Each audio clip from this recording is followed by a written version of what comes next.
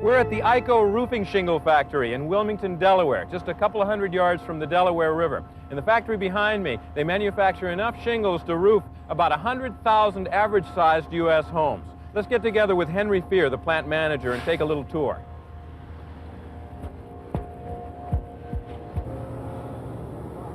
Hi, Henry. How you doing? How you doing, Bob? Now, what is this stuff? This is a crushed stone with a ceramic colored paint on top of it. And how are these used in making shingles? These are the roofing granules that go on top of the shingle, give you the color, give the protection to the asphalt. Okay, so this is what gives you the color on the roof and what protects the asphalt. That's right. Where's it come from? This particular load came from Belmead, New Jersey. Belmead, New Jersey. How much of it do you use in an average day?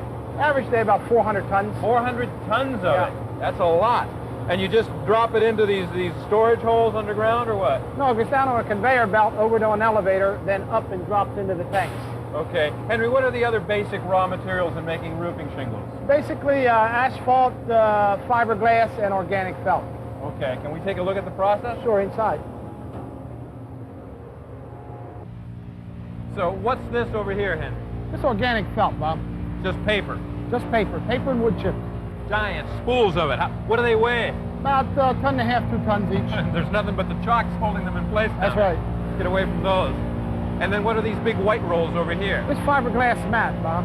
It's about 70% of our production. The other 30 being in the felt. So all shingles are made either on a organic paper felt like this, or on a fiberglass mat like this. That's correct. And you just said you're doing 70% of this. What's the logic? Well, there's a market for both of them.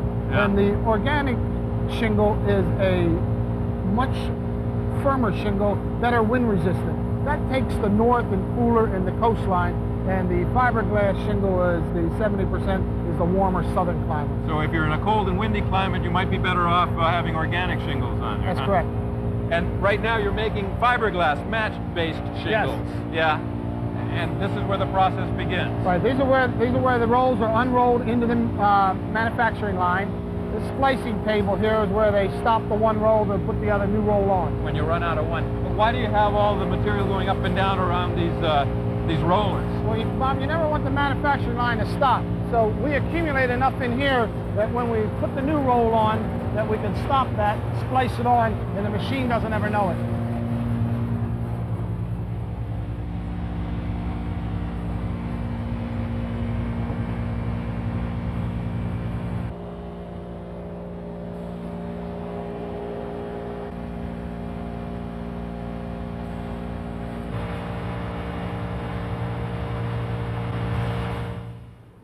Bob, at this point, the fiberglass mat, which gives our shingle the Class A fire rating, starts the process of applying the top and bottom coating. Okay.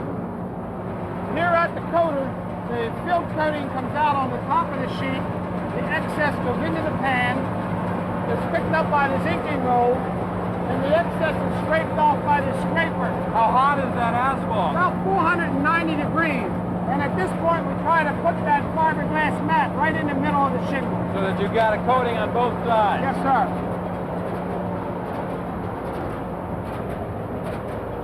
What's happening here? You'll notice 3 different colors up there. We have a 3-drop blend. The granules are dropped out through these serrated rolls by a computer to apply the granules to the top of the sheet in the pattern color that we want. Okay. And right now we're making gray shingles. Right now, we would maybe making a dual gray shingle. Yeah. And around here, Bob, this is a silicone-treated tape that is put on the back of the sheet directly in line with a self-seal strip that goes on the top. What for? This keeps the bundles from becoming a solid block and letting the self-seal stick them So together. that when you cut it into shingles and you stack them, they won't stick together. That's correct. Gotcha. Looks kind of dangerous in there, Henry. This here is the in-depth system. It's a radioactive scanning arm for a computer that controls the squeeze rolls of the coater to give us consistent quality time after time after time. So the thickness is always uniform. Exactly. Right. And then you're starting to cool it with water here? That's right, Bob. This starts the cooling section, and as we start that, we press the granules into the asphalt to the proper depth to make sure they adhere to the sheet. Okay, so it's controlled along every step. Yes, sir. Right Yeah. here we're at about 200 degrees, and we'll start cooling it down till we get down in the cutter where we need it to be about 100 degrees. Let's take a look at the cutter. All right.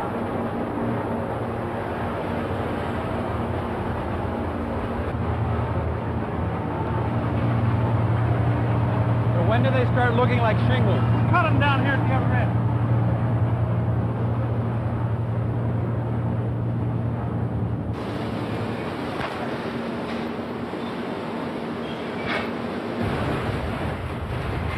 What's going on here? This is where the shingles are cut to all the dimensions, Bob. Underneath that amber roll is a cutting head that is another roll that has a bunch of knives locked into it.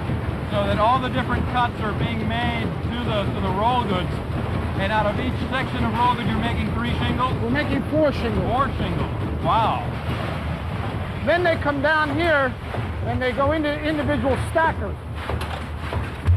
And they're stacked down here in 26 bundles, 26 shingles per bundle, and a 998 configuration.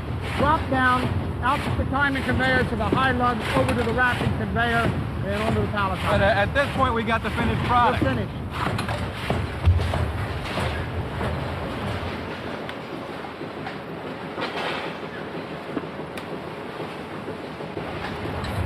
All right, Henry, so this is the end of the line, kind of.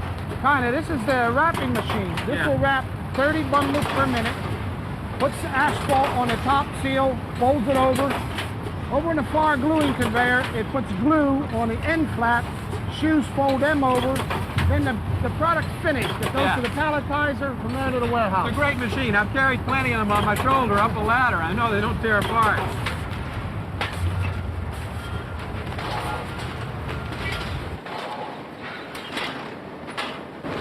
So, Henry, how many shingles have you got on a pallet like that? About 16 square, Bob.